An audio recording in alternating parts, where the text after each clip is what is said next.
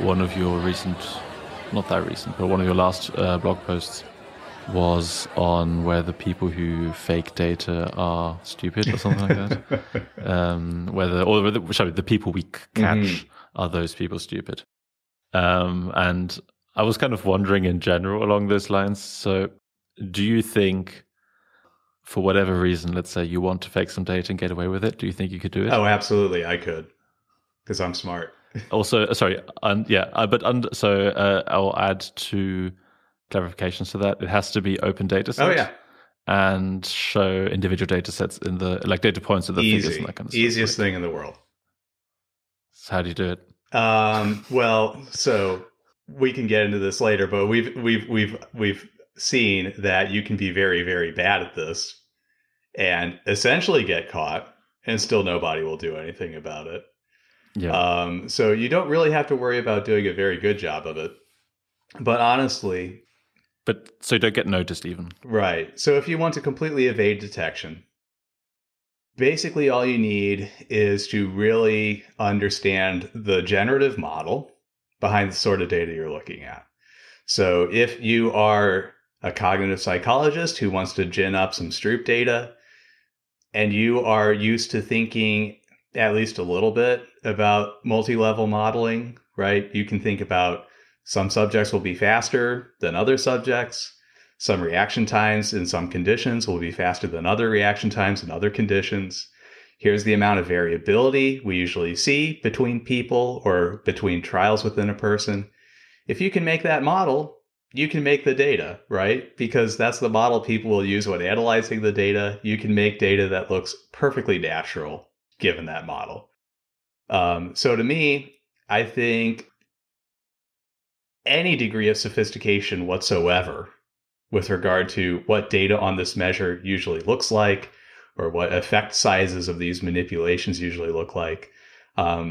If you know those things at all, you can fake data quite convincingly on these things. But so I guess one thing I think that might give you away is, like, if you use some sort of function and then it's like too smooth almost of a normal distribution, let's say, or something like that. Like when can't you detect, when something matches a distribution too closely? If you're using these functions that do polls from a normal distribution or a beta distribution or whatever, they will be just as noisy as any data should be from that null or normal or beta distribution, right? So if I tell R, pull me 1,000 subjects worth of data from a normal distribution, it will be as spiky or as smooth as 100 data points from that distribution should be. If I'm super sophisticated, I could manually add a blemish or two to the data set, the way that, like, a Japanese artist would deliberately inflict some sort of minor imperfection on an otherwise perfect piece of pottery or wood carving or whatever. But it requires so much data to be able to say, like, oh, this is suspiciously smooth or this is suspiciously perfect. If you think about some of the guys that Uri Simonson caught, guys like Santa or Smeesters or Forster, those guys made the mistake of doing the same perfect pattern repeatedly. You can't catch somebody with these patterns unless they've done the same pattern multiple times. If you do it just once, it's not a pattern, right? And if you're going to accuse somebody of cooking their data, you need to be able to say, like, the odds of this pattern manifesting in real data is 1 in 100,000 or 1 in a million or 1 in 10 million or something like that. So if you're doing just a one-off, there's no pattern. Nobody can mount that much statistical evidence against you. Yeah, it's weird that I guess that's why the question was also asked on the tweet and on your blog post. It's like, are we only catching the people who are just... We are really absolutely catching only the people who are really bad at this. Joe Simmons had a talk at SPSP, what was it, 2020, I guess, the last SPSP before the world ended. And I keep going back to it and watching it. The title of the talk is What Real Research Findings Look Like. And in there, he talks about, the difference between a robust set of findings with some statistical power behind them versus a null set of findings that, look successful only thanks to publication bias and QRPs, some combination of the two. The third thing he brings out is findings that are false because they have been fabricated. And Joe Simmons is a lot smarter and a lot more experienced than me. And in this talk, he says explicitly, I'm only going to tell you what stupid fraud looks like because I don't know how to catch smart fraud. And I am exactly the same way. You have to not only make up your data probably several times to get caught, you have to be bafflingly incompetent at it in order to get caught. I wonder what that also says about, so the people who are really, really bad at creating or faking their data, I mean, would they be also then, would you assume that they also write worse papers, so it almost doesn't matter quite as much because their papers aren't that great anyway? Or is there no correlation between ability to fake data and ability to write? I really don't know. I mean, thinking about Stoppel, he was a pretty effective author, I guess, right? You don't get 58 papers that you later have to retract by being a bad writer. And some of these were in quite high-profile journals that, want an article that really lays out the theoretical importance and, builds excitement into the reader and stuff like that. So you look at somebody like Stoppel, I would say there you have a lot more writing ability than you have data sense. So I don't think that those two are necessarily correlated. Yeah. By the way, what actually happened with Stoppel? What is he doing now? Do you know? I have no idea what he's up to. I wonder where you go from there, because is it fabricating data, is that illegal enough to get you in prison, or is it? I don't believe he ever did jail time. Okay, so they just kick you out of the academic setting. They kick you out. Yeah, I don't know what he's up to. I imagine he's maintaining a pretty low profile. I think he speaks a little bit to what he's up to in his autobiography, Ontsporing, translated as Derailment by Nick Brown.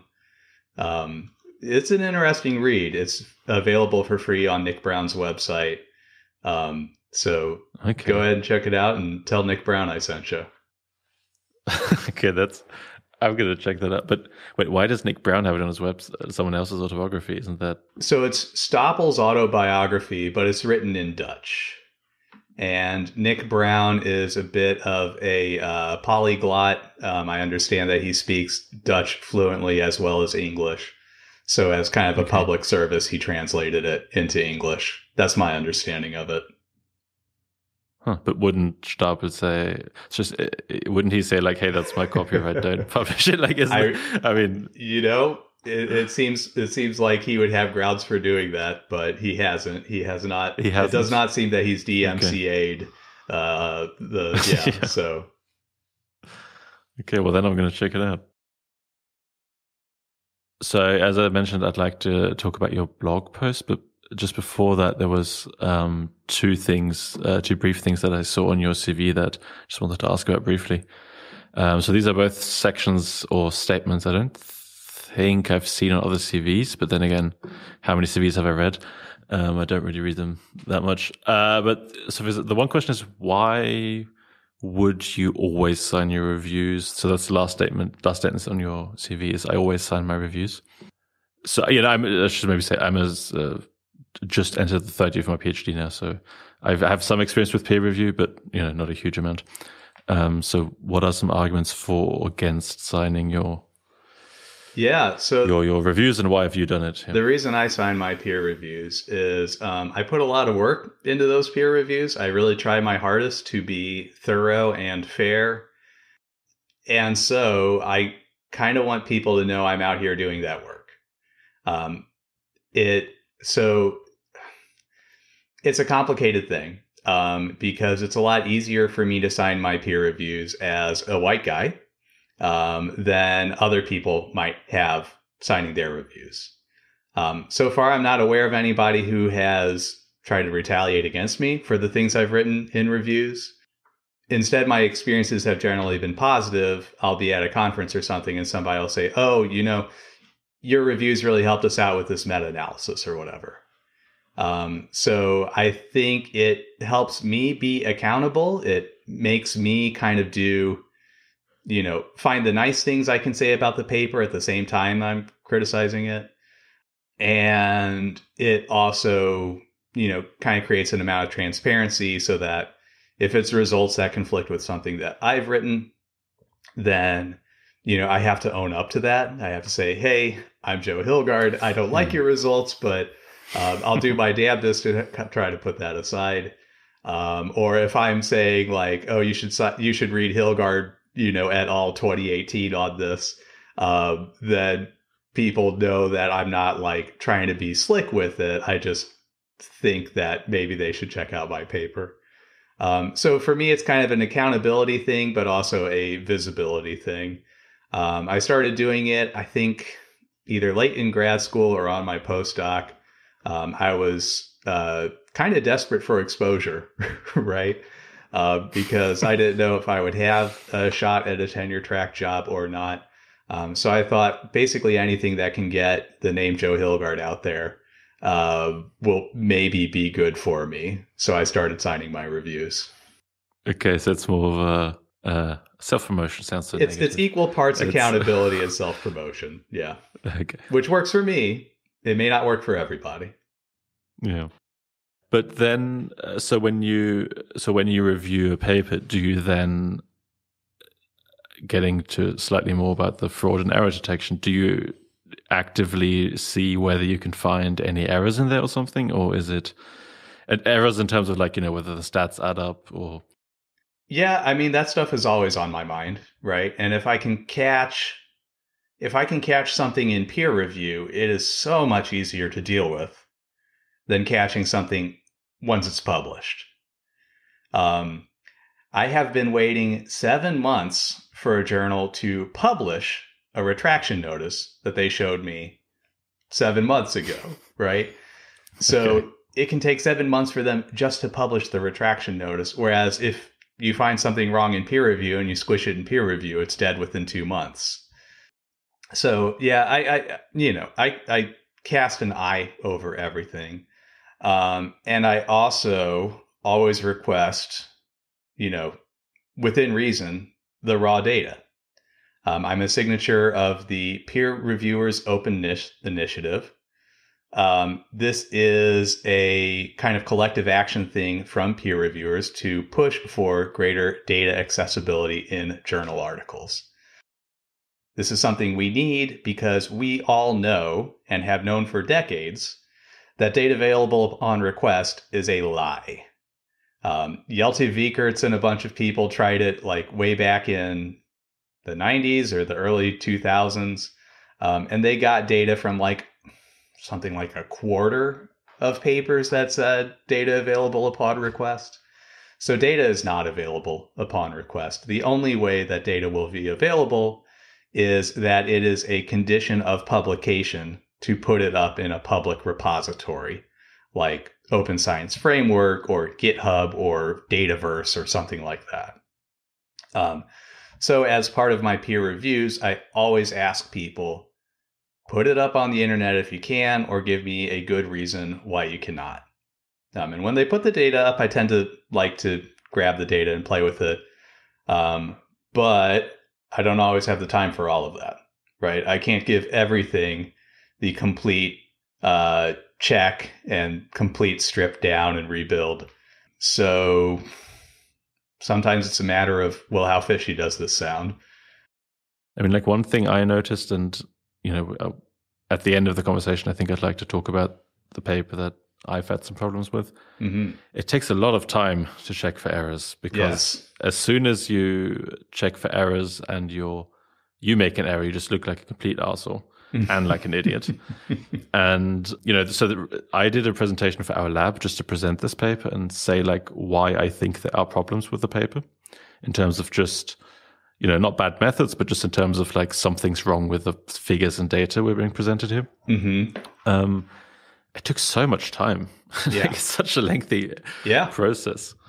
Yeah, you only get one shot, right? If you are trying to bring these concerns to some sort of authority figure, everything has to be perfect, everything has to be damning, and everything on your end has to be completely flawless.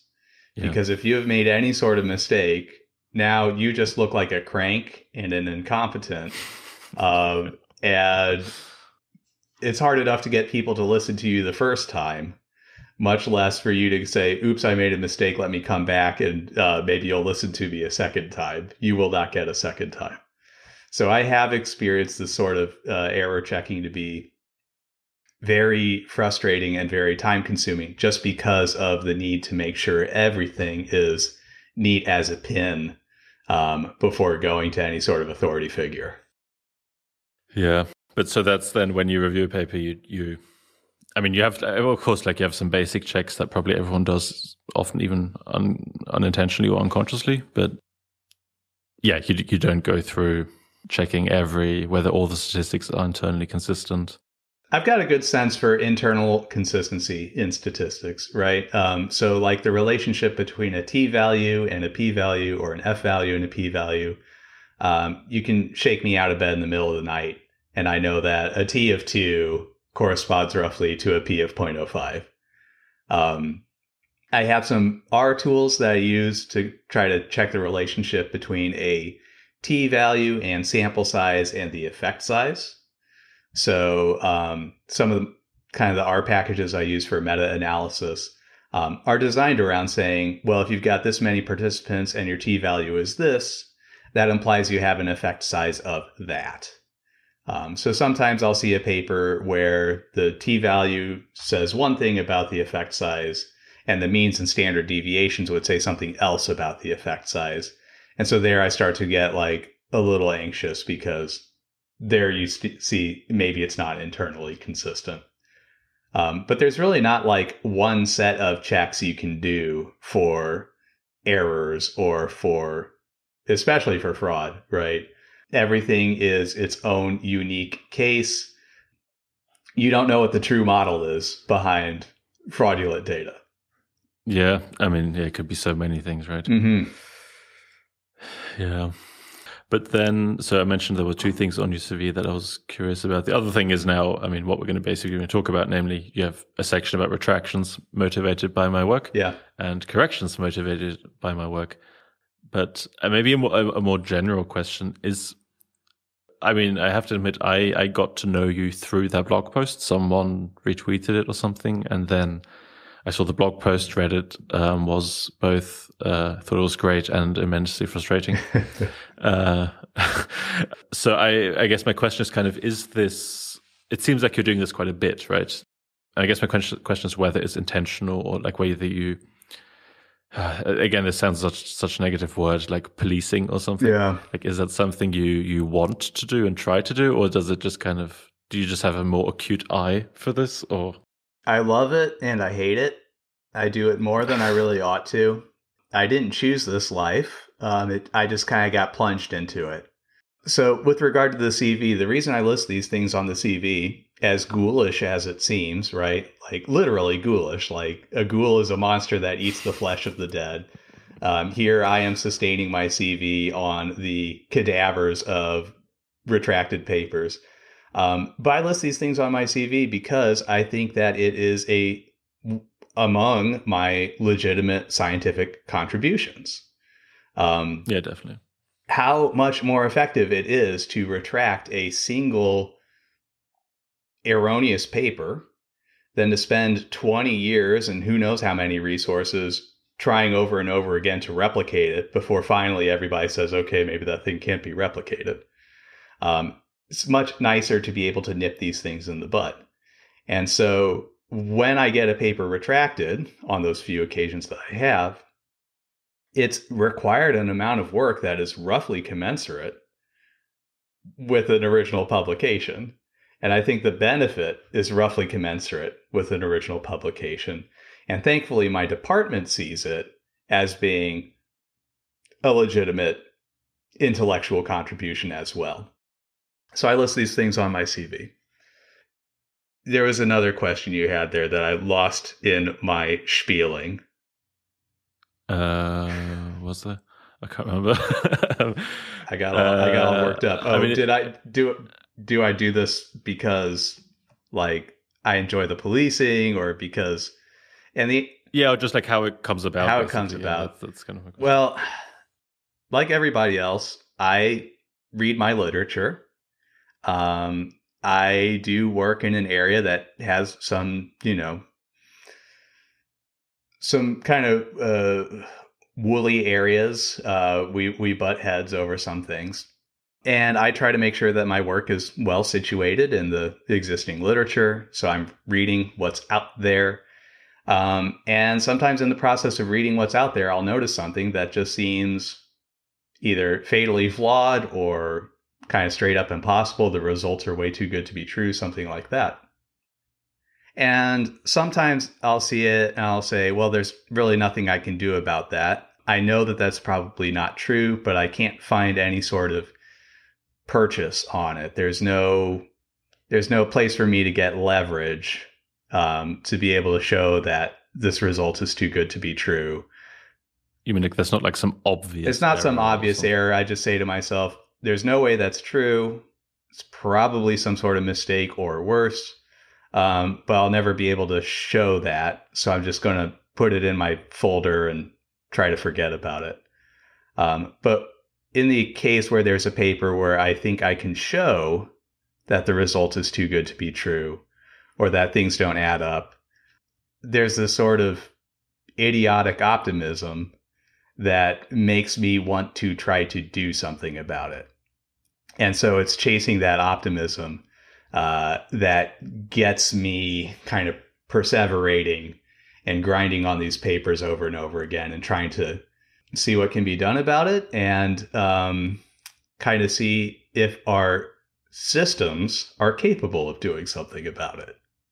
Shall we then maybe just talk about the Zhang, I guess the paper or papers? The whole Zhang affair. Yeah, affair, maybe that's a good term. So maybe, I can't remember whether this is in the blog post or not, but how did you first come across the paper, and under what kind of, why were you reading it? Yeah, so I study, among other things, the relationship between violent media and aggressive behavior. That's how I got interested in meta-analysis. It's how I got interested in the study of aggressive behavior, because people had been having this intense argument for decades. And I thought, oh, well, maybe I can be like a fresh face in this conversation. I can run some studies. I can do my own meta-analysis and figure out what I want to believe. So a lot of my substantive work is in this area. I'm now trying to do stuff with kind of just the psychometric properties of some of our aggression measurements. But so Google Scholar knows that I am interested in studies on the relationship between violent media and aggressive behavior. And so when Zhang's 2016 Youth and Society papers came out, Google Scholar helpfully delivered them to my doorstep. And so I took a glance at the abstract and I thought, wow, that's quite a sample size. I better read this. Those are the 3,000 people or whatever it was, right? 3,000 children. Yeah, 3,000 children in a randomized controlled trial. This is a research area where I want to say my dissertation was the second largest experiment on this topic. And I had like maybe 300, 250 good participants at the end of it. So you have a paper that has 3,000 subjects and their children at that. This would be basically more data than the entire field generated between 1980 and 2010. So this one study would be a real important chunk of data. So I had to read it. And then, were you then already questioning, did they really collect 3,000 people? Or were you just impressed by it? I was impressed by it. Kind of like many of the people I tried to approach, as I read the article, I got kind of curious about like, well, is this legit or not? One of the things I was curious about was, well, how feasible is it to collect 3,000 children's worth of data in a randomized controlled trial? And both me and the people I talked to kind of don't know what to expect because it's China. And we don't really know how research methods go in China. We don't know how IRB review works in China. We don't know how much cooperation there is between like primary school teachers and research psychologists in China. So I don't know. I mean, it seemed possible to me that they just had really good logistics and really good buy-in from the primary school teachers. If you had enough, if you had the process set up well enough, conceivably you could accomplish this. Yep. Okay, so impressed, maybe a little bit critical, but impressed in general. And then you just read and questions came immediately, or? Questions came up pretty quickly the moment I started looking at the statistics and the tables. So table 1 of the paper or whatever is basically your ANOVA table, right? You have the effect of the media the students were randomized to consume. You have the effect of, I want to say, gender or age, and you have the effect of like trait aggression in there. But it's not an ANOVA table such that you or I would recognize, where there are like means at each level of the cell combinations or whatever.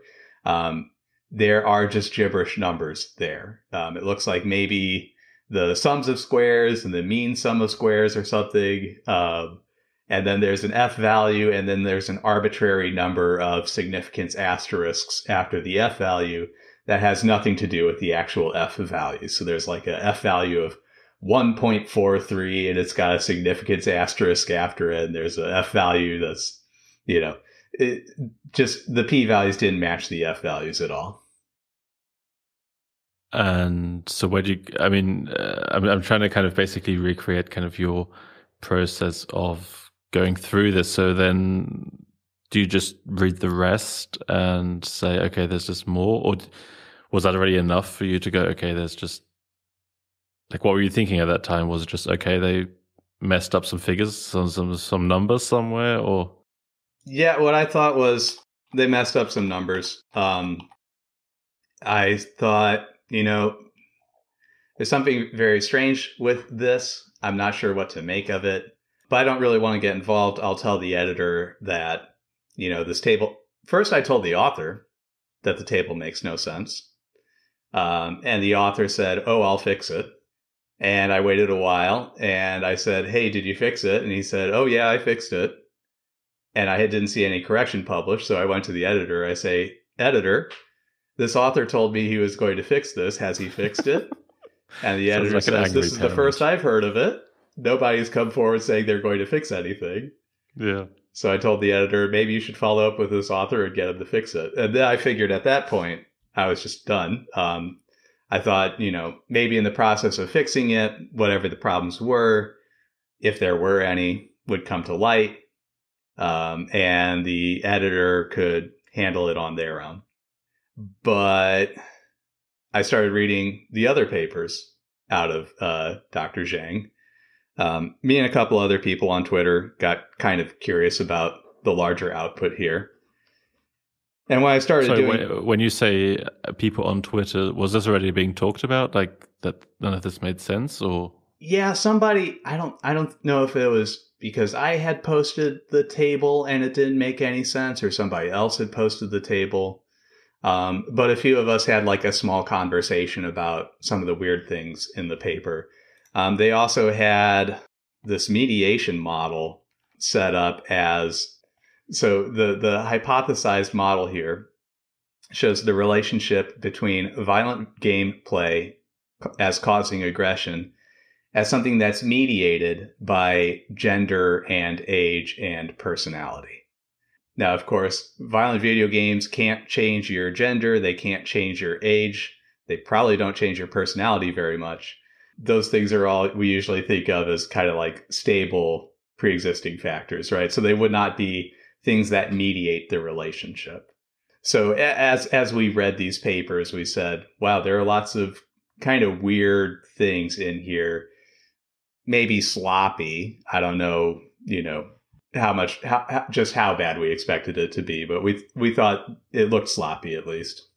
And then, so you'd already contacted the authors and the journal.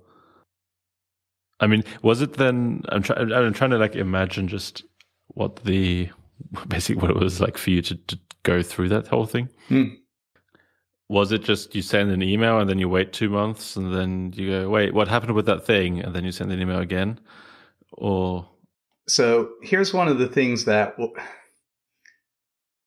not to jump ahead here, but I think that there are very serious problems with all of the papers Dr. Zhang has published.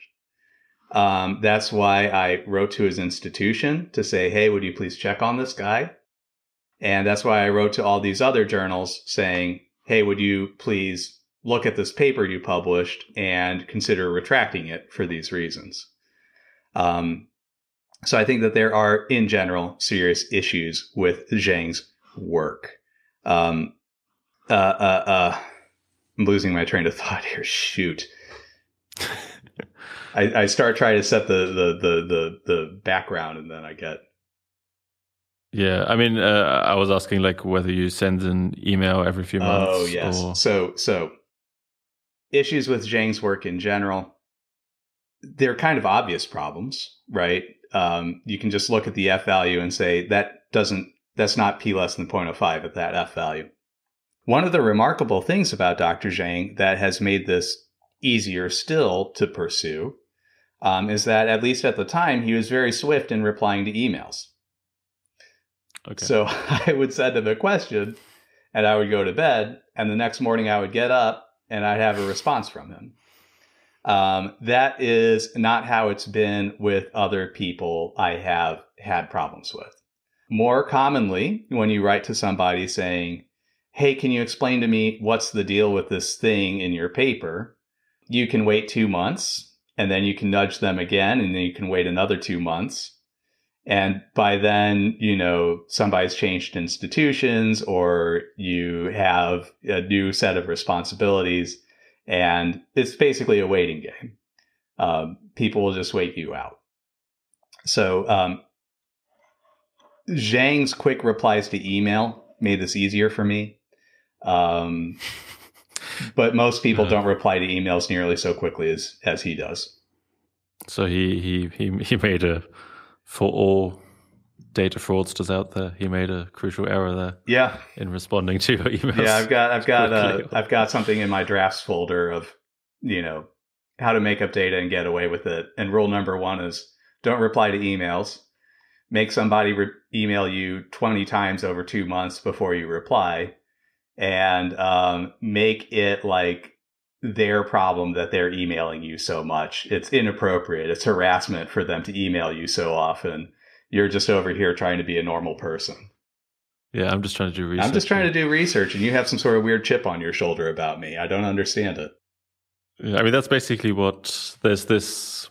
Briefly after you published your blog post, there was this short write-up in Science, right, about the whole thing. And didn't he basically say like, well, this Hilgard guy just, I don't know exactly what his phrasing was, I can't remember, but something like he just likes... I'm trying to make a name for myself by tearing down other people's research. Yeah, exactly. Which, if it can be destroyed by the truth, it deserves to be destroyed by the truth. Zhang is not the only person I have had problems with.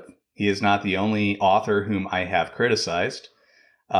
He's not the only author where I have some subjective probability that something is seriously wrong. So it's not a personal thing between me and Dr. Zhang. And if I seem to have made a habit of this, it's just because now that I can see it, I can't stop seeing it. And I feel kind of a personal responsibility to try to deal with these things because not everybody can see it. Not everybody can do something about it. I can see it. I can do something about it. I'm the only one hard-headed enough to do something about it. So I'm going to try, no matter how much it sucks. Yeah. Have you had any case where you I don't. I mean, I've got the paper, like on your CV. I can see the papers that were corrected or retracted. Many of those corrections, by the way, are like the most honest and simple of mistakes.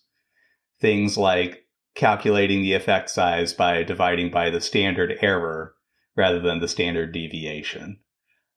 So just because something's in the corrected column there doesn't mean that there's something fishy about it. Yeah. Just want to make that super clear. Yeah.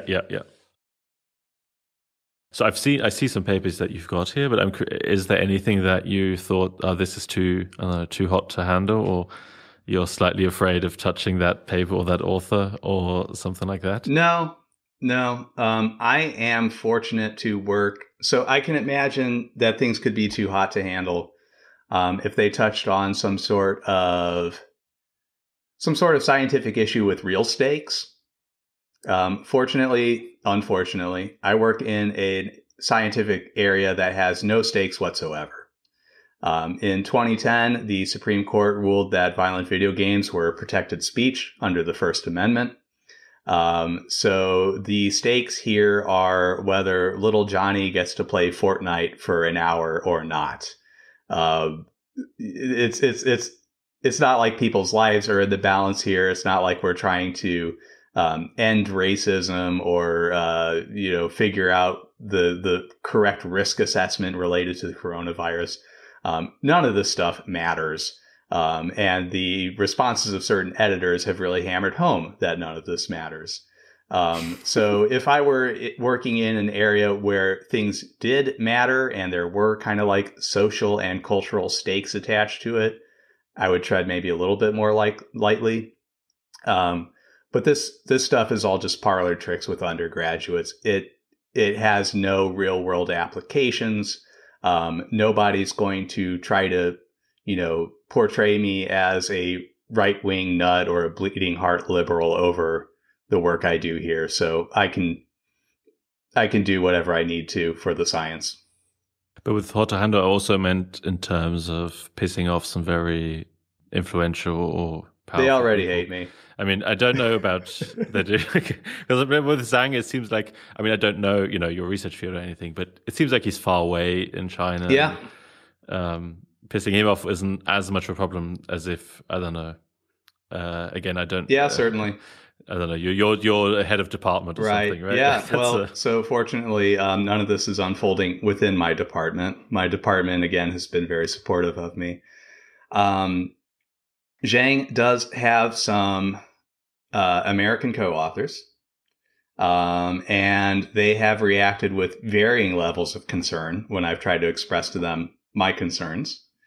So some have been relatively proactive. Others have said like, hey, leave me out of this, or even like, what are you doing this for? Don't be a dick.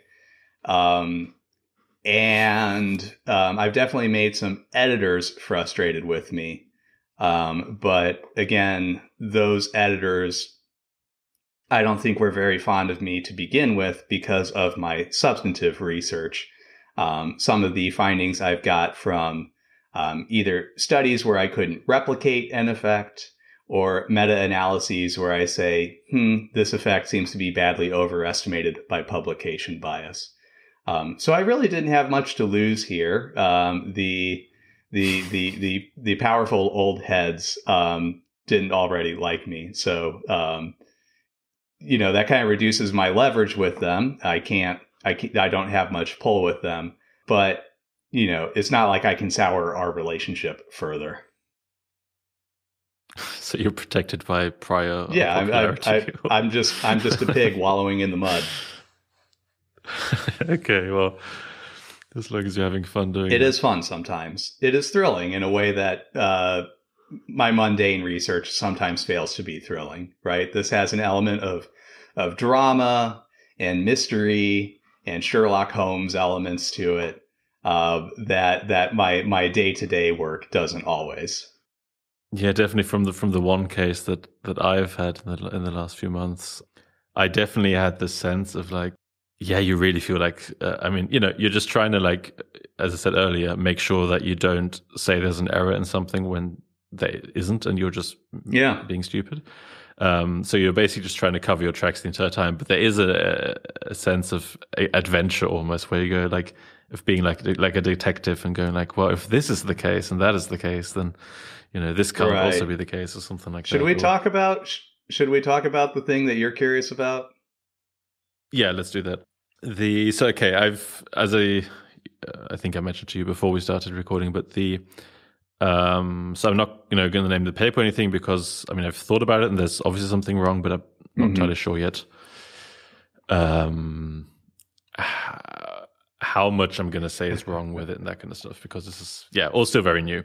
But the gist of it is that I've read a paper in one of the many areas and that vaguely relates to my research, and there were some obvious errors in it.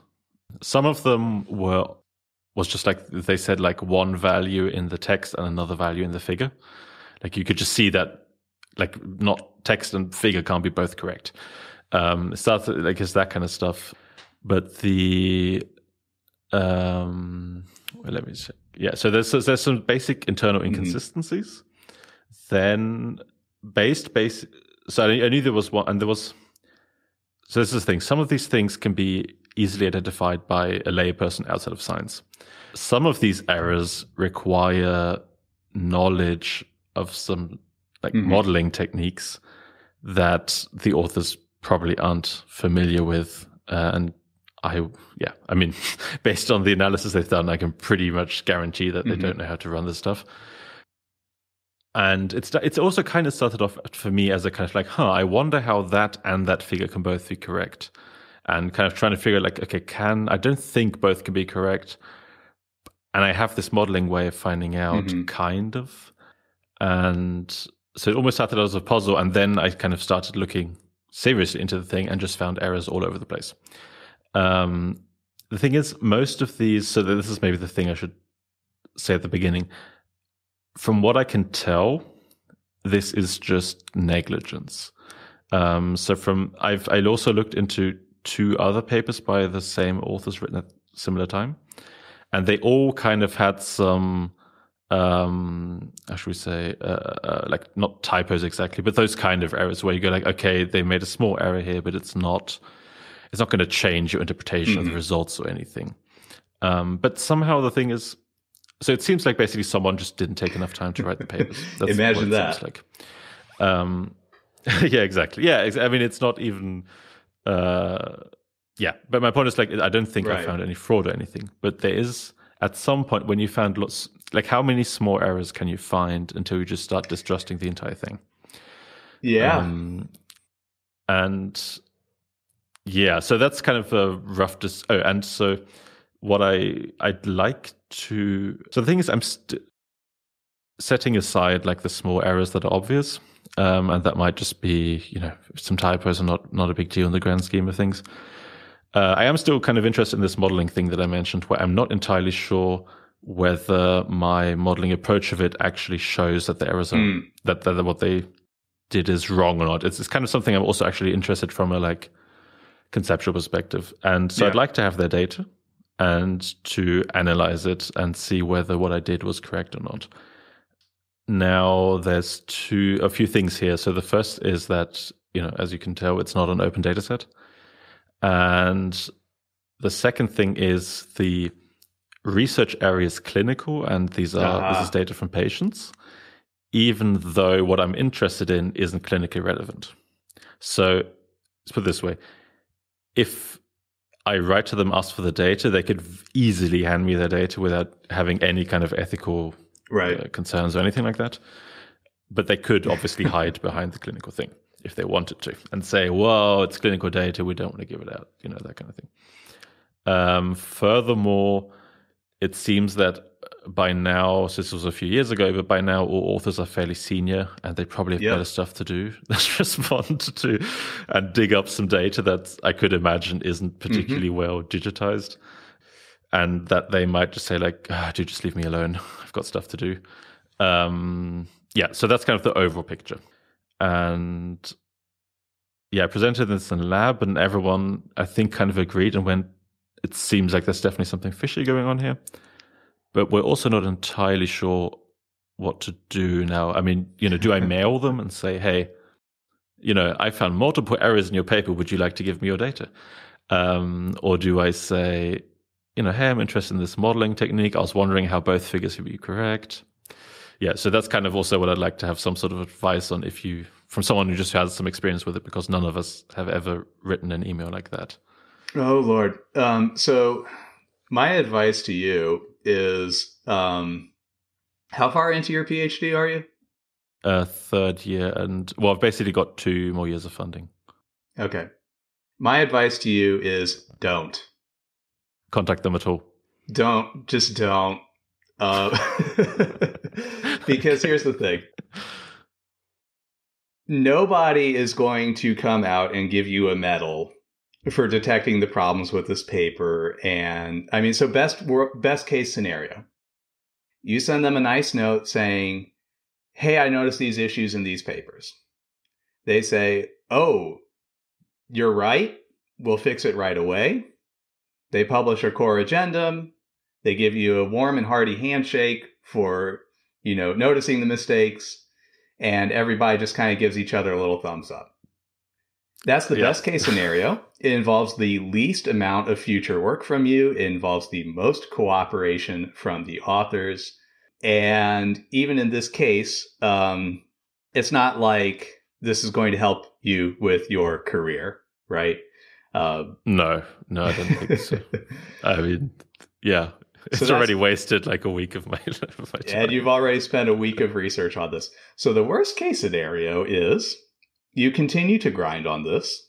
You continue to dump more of your research time and energies into this. And you earn 3 or 4 senior people who think that you're some sort of annoying fly that keeps biting them in the haunches. So, so, you could earn yourself an enemy who is going to put negative reviews on your papers or your grant applications. Just a slight caveat here. It's not really from my own research field. It's kind of an adjacent thing. Sure. I'm not sure these people would ever review my papers. Okay. Yeah. So the distance makes you safer. It also makes you easier to ignore, right? Yeah. Because they could say, who is this guy coming over into our field from that field? Who cares about him? Yeah. So, you're not going to receive any material benefits from this. Nobody is going to recognize your efforts and applaud you for identifying these mistakes. At best, you might be able to relatively painlessly correct the scientific literature by getting these authors to correct whatever mistakes they made, if they were indeed mistakes. Yeah. But that's the best case scenario. And so, rationally speaking, I would say don't do it. So, okay. Yeah, I mean, I should probably also add, I'm not sure even with the errors that it necessarily disproves their main findings. Sure. Yeah. Even when I did my modeling, it still seemed like it pretty much came out the way they said it would. Yeah. It's just a very messy paper in that sense. But okay, so if you advise me against doing it, why are you doing it then? Because I'm just stupid. Like the tussle? No, it's because I have no ability to let things go. I am so stupid and so obstinate, and it really just gets my blood up when somebody tries to blow me off or brush me off or refuses me data or whatever. That I will just grind on this. I probably should talk to a therapist instead of doing this sort of work, but I can't not do it. And there's also kind of a research interest here for me, as kind of I'm not an out-and-out meta-scientist, but I have meta-science research interests, right? So something like the Zhang affair is, to me, an interesting data point as a stress test of our scientific self-correction. One of the things we tell the public for why they're supposed to believe us is because we have other scientists who are treating each other's work skeptically and critically. And so if there are mistakes, one of us should find it and report it to the system, and the system should work. And I am a scientist who's finding problems and reporting problems, and I am very, very curious to see whether or not the system works. Again, given how bafflingly crude the issues are in Zhang's papers, things like straight up recycling a table from another article, right? The same table appears in 3 different articles, or subgroup averages of 6 and 10 somehow average together to yield 20. The average of 6 and 10 can never be 20. It really suggests to me that like this is the lowest possible bar. And so the fact that some editors have brushed me off, the fact that it has taken so long to get some of these papers retracted really suggests to me that there are broader problems. So for me, it's been kind of this meta science stress test. And that's been worth the cost of admission. But I'm on a tenure track. My department is kind to me. You are at a much earlier and more vulnerable stage of your career. So I would recommend against it. Oh, damn. All that work for nothing then. Welcome to graduate school. Yeah. All that work for nothing. Yeah, to be fair, I've gotten used to that point. But part of me then is, it's this weird combination of motives that goes into asking yourself what to do about it, because part of me, as you kind of said like earlier, it's like, this is effort. Like I put effort into this, I found this thing, and it, this was work. And I'd like to have something almost to show for it. Another part is it's not that, like the paper isn't that complicated. Like just please correct it. Like just get it right, please. Yeah. And then there's this kind of also idealistic thing about like, as you said, as you kind of mentioned, like it should be a self-correcting thing where as soon as you mention an error, people go, "Oh, I'm sorry." Well, so I was a little flip when giving you my cynical advice of just don't. We can be a little more optimistic and say, you and a more senior person together could draft a letter outlining the issues and requesting a check and correction. If you can shield yourself with a senior figure and you can use a senior figure for some leverage, so that you're taken seriously, then I think there's a greater chance that the authors will take your concerns seriously and they will do something about it. There's still a good chance that they'll say, "Oh, yeah, we understand that there's some issues, but they don't substantively change the conclusions of the paper. We're very busy. That paper was XYZ years ago. So we'd prefer to just let it lay as it is." And I don't think that's the most thrilling outcome to this, but I think that is as satisfying an outcome as you can hope for. Because everybody has stuff they're up to, and every paper kind of has a statute of limitations on it. I don't know how old these papers are. It's not super old. Not super old. I don't think that statute would apply.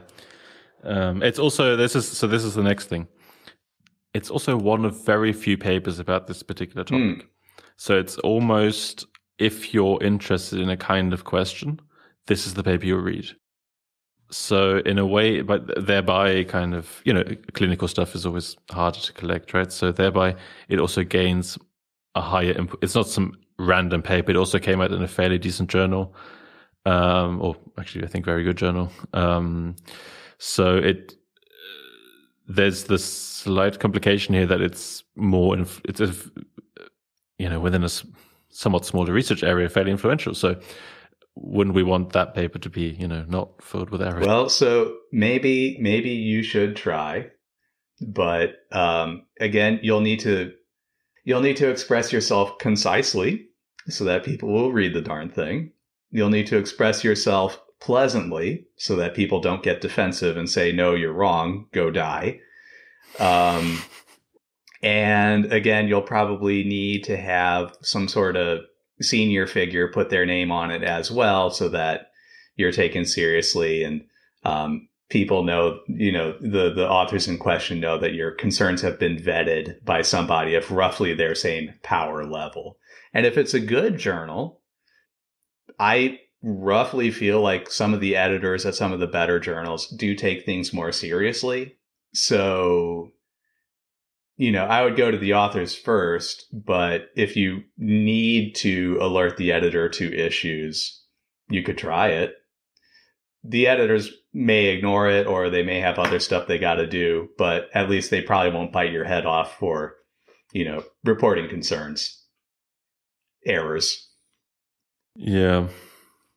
Yeah, it's a tricky, it really is a weird trade-off where I kind of have to calculate these things about, like how much time do I have on a PhD? Is it really that important? Yep. How much time does it take to actually write that letter concisely? And it takes surprisingly long to write the letter concisely.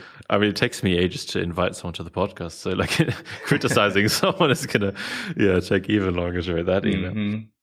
Mm-hmm. It's a good exercise if you can afford it. Yeah, in a way, I feel like I probably can in terms of time. Just also, I think maybe like you, sometimes I know I'm doing dumb stuff, but I'll just do it anyway. I mean, those were your words, I think. No. Yeah. I own those words. Good. But yeah, and then there's the thing like, okay, so maybe they, made some slight typos here and there, and that bar's slightly higher than it should be, but who cares, right? I mean, right. Yeah, and I appreciate your use of Hanlon's razor here. Whose razor? What am I using? So many of us are familiar with Occam's razor, which is to use the simplest, most parsimonious explanation possible. Are you referring to the one that, what is it? Assume ignorance rather than malice. Is that assume ignorance rather than malice, right? Yeah. Okay. That's where I think we have to start when we see errors in a paper is assume ignorance rather than malice. That said, in some cases I've been involved in, I eventually have to give up that assumption. But for your case, it sounds like, as you say, probably just ignorance, not malice. Yeah. So, okay, that's the way I've said it so far, and I still think this is the case. But there is part of me that goes, I mean... Right, yeah. I guess it's a question of, like, how much ignorance. Maybe that's more the question. But, like, so I had this thing where... So, the Nick Brown and James Heathers they've done these toolboxes on whether certain values can be correct given your sample size, like whether certain means and standard deviations. The Grim test, the Sprite tool. Yeah. Exactly those things. Okay, yes. I actually somehow I wasn't entirely sure how to use it for this one, but I could use the same logic to figure out that the mean they provided can't exist. Mm-hmm. And so in principle, I'd say, okay, maybe they excluded some data they didn't report. It's like, again, there can be some very benign reasons for that, but they never report on excluding anyone or any trials. There's no like anything about exclusion. Sure. And the interesting thing is that the mean that they get and the input you put in, it really doesn't match up. Like it's kind of like it's a really odd value to get once you actually think about it and put it like once I like basically laid out what other values that can go into this to make this happen. Either they have way more trials than they report, which makes no sense, or they're excluded and rounded weirdly. Yeah. And so there's a data entry error, right? Yeah, or something. Somebody typed in 99 instead of 9. It could be it could be right. anything. Okay, yeah. It's such I always come back to Tolstoy, right? all happy families are alike. Each screwed up data set is screwed up in each their own way. I think that's exactly what Tolstoy said. Yeah. With data sets. Big data science guy, Leonard Tolstoy.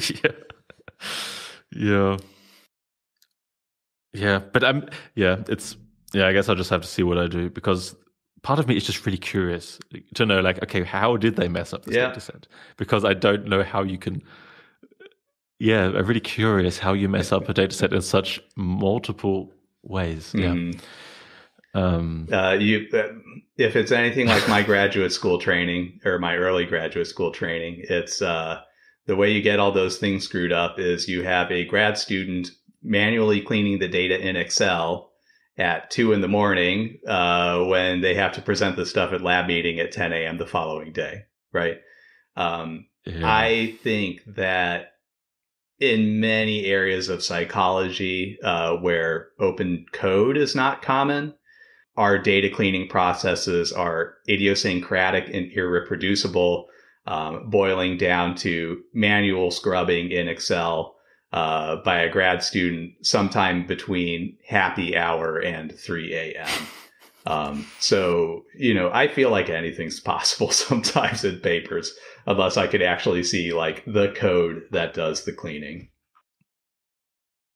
I never even thought of something like manual data. That even didn't even occur to me. It's possible.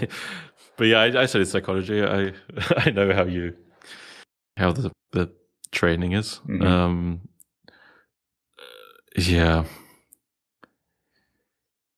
I guess I'm not going to be idealistic then. Well, and so I think this comes back to why I think some of the systematic changes are so important, right? We can't have a perfectly decentralized system of reproducibility checks and data cleaning guidelines and open data being, what you feel like doing for that particular project for that particular day. Things would be so much easier if we could get institutions and journals kind of on these transparency and openness guidelines, things like the TOP system. Again, when I review, I'm a signatory of the Peer Reviewers Openness Initiative. I just ask for the data on everything I review as a matter of course. And I say that like I'm oath bound to ask for the data. It's just a thing that I have to do. It's not personal. I didn't have to sit down and think about whether I wanted your data or not. This is just what it is to do business with me as your reviewer. And so I think to the extent that we can make some of this transparency stuff just business as usual, it takes a lot of the hemming and hawing and, stomach knots out of it. And we can just post the GD data and people can look at it and figure out what's going on with it. And so people don't have to spend a week trying to figure out whether they need to ask for the data and then another 2 weeks drafting a letter. And, it's just so inefficient. Yeah, exactly. I mean, this is kind of in a way for me, if I just take this as a one-off, it's been an interesting intellectual exercise at worst, right? Like, it's been interesting to also just for me to see, like, how can I take a paper apart? And I learned a lot of stuff about my own research because, it is related in some sense. I learned some stuff for that, and it's not like this has been completely waste of time or anything. Jesus, again, I'm losing my thoughts today. Yeah, sorry. I'm a bit all over the place. Maybe we'll open up a fresh can of worms. Is there another something else we should talk about, or? Okay, so one question I had earlier then is, I feel like in some sense you do have it seems to me in some cases you do have a kind of obligation to say stuff though, right? I mean, so let's say in my case, it's a bit of a border case where you go, okay, probably some stupid error somewhere, and the main results are still the same, and it's just correcting it now would be a lot of effort for anyone involved for basically very little output. But then it seems to me you do also have some cases where, for example, I think what was also mentioned, like in the science write-up of your of your blog post or the situation, that this, I can't remember who it was, but some other guy was doing a meta-analysis and had to include it basically because it's not retracted. Yep. So it seems to me sometimes you do have an obligation to actually speak out and say, I think there's something really wrong with this data. Yeah. So where do we draw this boundary between, well, it's probably just a small error that doesn't matter, and this is something that has to be done if we want science to work as an enterprise? That's a good question. I'm not, gosh, how would you draw that boundary? Or what are some good questions maybe to ask to differentiate one from the other? Or yeah, well, in the case of Zhang's stuff, the sample sizes make it really kind of important to make sure that those numbers are right. He had, I want to say, 2 different papers with a sample size of 3,000, another with a sample size of 2,000. And so if you were to put all these together in a meta-analysis, like 80% of the weight of the meta-analysis will be these results. So if those are wrong, any meta-analysis, including these data, are wrong. And it's very difficult as a meta-analyst to say, I'm going to leave all this data on the table because I don't trust it. Because then it becomes, you're being subjective, you're being unreasonable, you're, excluding data, it makes you look like you're putting your thumb on the scales. So I think we can kind of assess the relative weight and importance of some studies. And we can roughly tell the difference between like a minor error versus a load-bearing error, which sounds like that's kind of the thing you're struggling with. Yeah, like basically I think my problem here is an accumulation of small errors at some point should become a load-bearing error. Yeah, it does make, it sounds like you're kind of questioning the entire quality of the work given all the superficial smaller errors. Yeah, it's basically like if in the final product, the thing that's been signed off by several authors, gone through peer review, if there are so many small errors in this thing, how many went into all the stuff that isn't even documented, like the way they tested the people, right? And all this kind of stuff. It's like the brown M&Ms thing, right? If they can't get the M&Ms right, it means they didn't read the whole thing correctly, which means that there's probably something else that's also wrong. Yeah, it just makes me distrust. Yeah, basically. Yeah, I think. Yeah. I wish I knew how to tell small errors from serious errors, right? The thing again is that unless we can actually see the data and the code, we have no idea how deep the analytic errors run. In just the same way that unless we can see like the actual process that generated that data set, we don't know if that data set was generated by people typing in real data or Diederik Stoppel staying up late at night typing numbers into Excel on his own, right? There's just, it's this whole mystery zone that without at least open data and open code, you can't penetrate that first mystery zone. And I'm not sure we'll ever be able to penetrate the second mystery zone of where this data actually came from. I've had some ideas about what would be needed for that, but I can't imagine anybody signing off on any of it because it would involve a new layer of bureaucracy and audits to make sure that the data are what you say they are. And I just can't imagine anybody going for that politically. Yeah. I have to admit, I'm also not a fan of more bureaucracy. Yeah, no, I couldn't do it. I am terrible at paperwork and getting forms filed on time. It's my least favorite part of any job, especially this one. One time as a grad student, I got audited by the IRB, just a random audit, not because I had done something wrong. But it took the wind out of me. Like it just flattened me for a week having to deal with this IRB audit. So yeah, I say like these are the things we would need to be able to tell whether data sets are real or not. But I don't think that's actually practical. I think it would be just a lot of burden and everybody would hate it. The psychologists would revolt. Yeah. But so is the long-term solution is then we just adopt more open science practices, so at least some of the errors can be the kind of stuff that I have can be easily checked if I have the data. So that kind of stuff could just, I mean, that's in a way always already changing, right? Like yeah, I think that's the low-hanging fruit, right? Is yeah.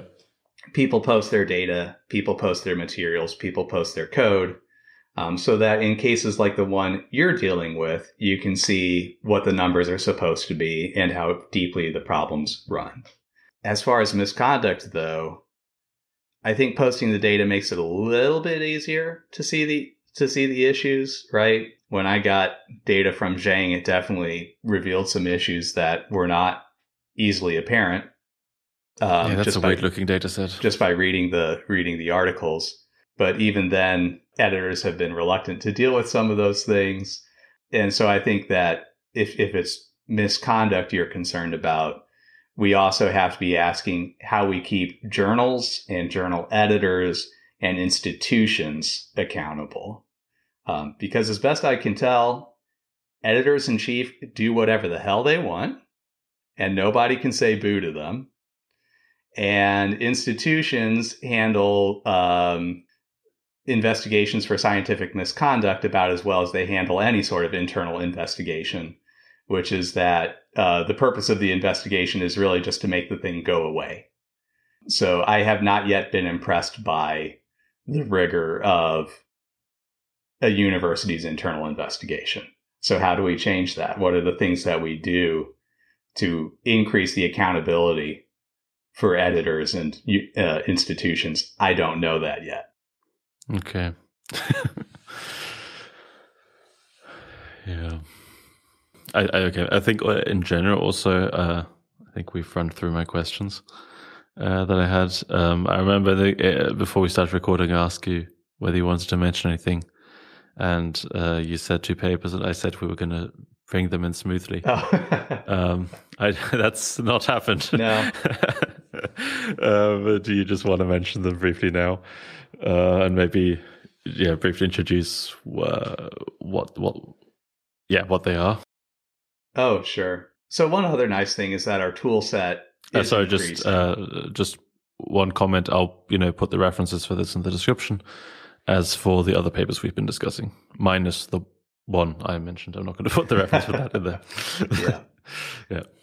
So our tool set has been improving, right? We've got new things like, as you mentioned, Grim and Sprite from Nick Brown and James Heathers and folks like them. And in my own small way, I've tried to add to that tool set. One of the things that suggests stupid fraud is an effect that's just way, way, way, way, way too big. So I'm in social psychology. If you've been in social psychology, you know that our effects are not like massive. Even a kind of big, obvious effect like conservatives say that social equality is less important to them than liberals do. Like that's kind of, a clear political difference there. Is liberals say they want this more than conservatives do. That difference is about 0.7 of a standard deviation. It's a Cohen's d of 0.7. That's a kind of obvious effect. In social psychology, most effects are going to be smaller than that. They're not going to be bigger and more obvious than that. So if I'm reading a paper and it says, we whispered the word equality into the room 5 minutes before subjects entered so that they would be subconsciously activated by the echo of this word, and that effect is like 1.5 standard deviations, I know that something is very seriously wrong, right? Either this is an extreme case of publication bias, or somebody misplaced the decimal place, or maybe possibly there's a chance that somebody ginned up the data. So I have this paper out in JESP now that tries to estimate, okay, given this dependent variable, given this measurement that you have, what is the biggest possible effect you would see on it in a realistic sort of lab question? Would it be 1 standard deviation? Would it be 2 standard deviations? Would it be 3 standard deviations? Because if you get that biggest possible effect and you see a paper in the literature that has a subtler manipulation that yields an even bigger effect, something might be wrong. So if people are pouring hot sauce with greater reliability and precision and consistency than when you ask them to pour exactly the same amount, right, suggests that there's something unusual about the consistency of those hot sauce pours. If you tell people, tell me what a mass murderer would do in this situation versus tell me what the world's nicest dad would do in this situation, and that gets you a smaller difference than people describing what a generic person would do after being primed by a violent or nonviolent movie, that again suggests that something is off. The effects are too good to be true. So there must be some sort of mistake. So I think when we start thinking about effect sizes, we're going to have an easier time detecting some obvious mistakes. But as far as more sophisticated frauds or more subtle mistakes, I still have no idea what we'll ever do about that. Yeah, one point on the effect size thing. It's interesting. This is something I never really, like, what would be too big an effect size? Not something I really ever thought about too much. I mean, then again, I never really had effect sizes that were huge or saw them. But there was I think it's a blog post by Daniel Larkins. The Hungry Judges thing. Exactly, the Hungry Judges, yeah. Where he says, this isn't true, the effect size is too large. Like, if this was true, then we'd organize our entire lives around it, basically. Yeah. And I think the thing that I found interesting there is he mentioned the effect size of other things that are very large. For example, the difference in height between men and women. Mm-hmm. And I think there the effect size is, I can't remember what it was, like 1.7 or something. It's about 1.7, 1.8 standard deviations. Those numbers come from Simmons, Simonson, and Nelson, a talk they had called, I think it's like Beyond P-Hacking or Life After P-Hacking, where they just try to get some obvious benchmark effect sizes for how much power you would need to detect some obvious things. So to detect men are taller than women, you can use your eyeballs. You could also use samples of about, 8 or 10 per cell. And the point they were making was, if you're studying something that is subtler than men are taller than women on average, you're going to need more than 8 or 10 subjects per condition. You're probably going to need 100, 150 per condition. But this has been useful to me when I see a paper that says, we whispered the word activate into the room 5 minutes before subjects walked in, and they showed a 3 standard deviation difference in behavior. Yeah. You can say, no, you didn't, because just as surely as we have men's size clothing and women's size clothing, we would have structured society around this massive effect of, subconscious activation. Yeah, and I found it really interesting to just have some real world examples as a benchmark to go okay. If you have an effect size bigger than that. I mean, I had one thing that we did where we had pretty large effect sizes, and I mean, they're not that big, but it was kind of, actually, no, there was one that was actually as big, and I thought, this doesn't seem right. No, I had a coding error. I compared two completely different questions with each other. Yeah, absolutely. Yeah, so this is something that I think we're really lacking in psychology, is we don't have good horse sense about how big an effect we should expect. One, our expectations are probably way too big because publication bias and p-hacking have led us to believe that all effects are big, right? The joke around grad school was everything correlates at 0.4. And the horrible truth of that is it's not the case that everything correlates at 0.4. It's that everything, when you filter for statistically significant correlations at a sample size of about 40 or 50, the only things that reach significance are a correlation of 0.4. So our expectations are too high for what an effect size looks like in our fields. But two, we really don't have a lot of experience thinking about plausible effect sizes.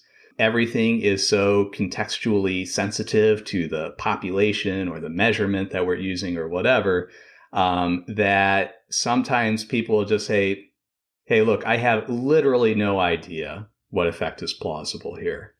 It could be an effect of 0.01 standard deviations, or it could be an effect of 10 standard deviations. I have no clue whatsoever. And I have had editors make that argument explicitly to me when I say, hey, Stroop data doesn't act like this. They say, well, but maybe Stroop data acts like this in this population and this age range under these circumstances. You really don't know. I find that implausible, but I can't prove it, right? Because I don't have access to that population at that age in these circumstances. So we really don't have a lot of experience thinking about what sort of data is even likely. We're acting like we were born yesterday each time we come to a new research question. Yeah. Is to bring it back to your paper then, what exactly is the paper then? Is it a discussion about the topic? Is it it's a demonstration of just the kind of idea of saying, if you have a measure and you want to know how big the biggest possible effect size could be on it, hit it with a sledgehammer and see just how much of an effect you get out of it. And if you are, let's say, running a meta-analysis or a systematic review, and you see an author or a paper that reports effects that are routinely in excess of that, maybe you should be concerned about that author's output. Because if the biggest possible effect you could plausibly get on this measure is 1.8, and there's somebody out there reporting 2, 2.5, 3, 4, maybe you should check on that guy.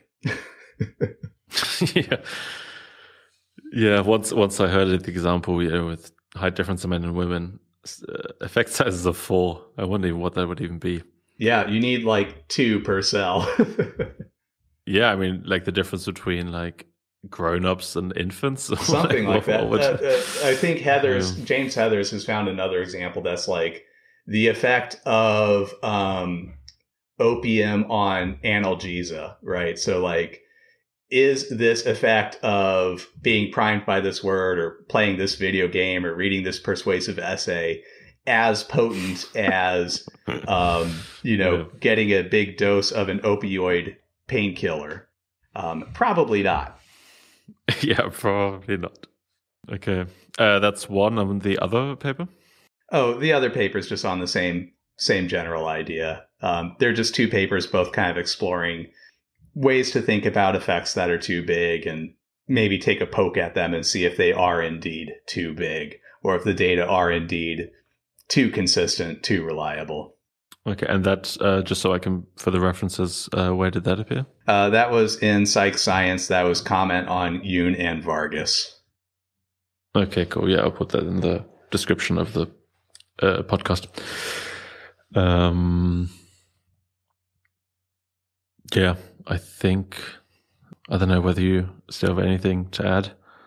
I think I've no, I can't gone through my stuff. I feel like that's been about it. Yeah. Thanks for listening to me go on about this. It's cathartic, as you can see. I could talk about this for days because I've got a lot trapped in me right now. Yeah, I mean, no, it's also been really interesting for me, specifically about the example that I had. I don't know why. Somehow I expected you to say, okay, here's what you do. You contact the person. you say like not necessarily like you tell me exactly what to do, but I somehow assumed it would be more in line of like, yeah, contact them, of course. It would be great if we had a consistent and clear flow chart for how to handle things like this, but we don't. And even at the journal level, there's the Committee on Publication Ethics has flow charts for what editors are supposed to do when somebody writes in to say, hey, I'm peer reviewing this thing and it looks fake, or hey, you published this thing and it looks fake.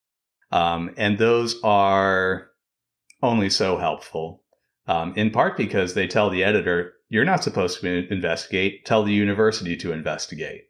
And so if the universities are only doing like these half-assed show investigations, then the editor is not going to be able to do anything about it. Yeah, it's just a circle of people asking other people to. A circle of people ignoring each other's emails for eternity. It's academia all over again. And then you just writing more emails. Yeah, I mean, I guess, it's really weird. Like, it seems to me like in part, I'm kind of optimistic about the whole thing just because, with more open data sets, a lot of these problems can be, even like, as you mentioned, like in peer review, right? A lot of this stuff can be found out much quicker. And I think that's something that's changing fairly quickly also. And I mean, we even had this once so my supervisor was reviewing a paper and I kind of helped out. And one of the comments we had was, like for the experiment you're doing, you could easily put like individual data points into the figures, right? Like there's no reason not to. Like it's you can see everything clearly, and it would be useful to kind of know what's going on. And then like a bit later, we saw a talk by the people who had submitted this paper, and now there were data points in all the figures. Yeah, and it's weird how like just. I mean, it's almost weird, like seeing your actions actually have an effect that quickly. But so I think like that kind of stuff, I think is changing fairly quickly. But as we said right in the beginning, the actual fraud is more or less, if you're halfway intelligent about it, undetectable. Yeah. So that's not optimistic then. No. I do the things that I do because I think it's helpful in the long run to bring a little bit of attention to this. I've got in my drafts folder basically a how-to guide on committing fraud and never getting caught. It's a little bit satirical. I don't know if I should submit it or not, because I don't know if it would actually, help people address it, or if it would just become the how-to guide for how to actually commit fraud. I don't think anybody would ever actually publish it, but I do think. Really? I don't know. I'd be interested in reading it. And I think other people would be too. I think there's value in getting everybody thinking about this problem, because it is so hard to clean up. And the more we think about it, I think the better our chances at reaching some sort of institutional change that makes it a little bit easier to deal with. Yeah. I mean, I'd be interested in reading it. I think other people would be too. And so I think there's also there's a paper by Carl Friston about, it's called something like Statistical Advice for Non-Statistical Reviewers or something. And it's like how to give advice if you don't know statistics. And it's, it's a sarcastic or ironic kind of thing where like one of this, like always ask for larger sample size or something like that. And kind of just, I read this like in my master's a few years ago, so I can't remember exactly what it's about anymore. But I think when I read it, I went like, oh yeah, these are some fairly generic like criticism that people have that don't really mean that much. So I think, in a way, this is also an article that's kind of tongue in cheek, but fulfills a purpose. So I think I'll come back to that one. I'll see if maybe that can give me a little guidance. Maybe.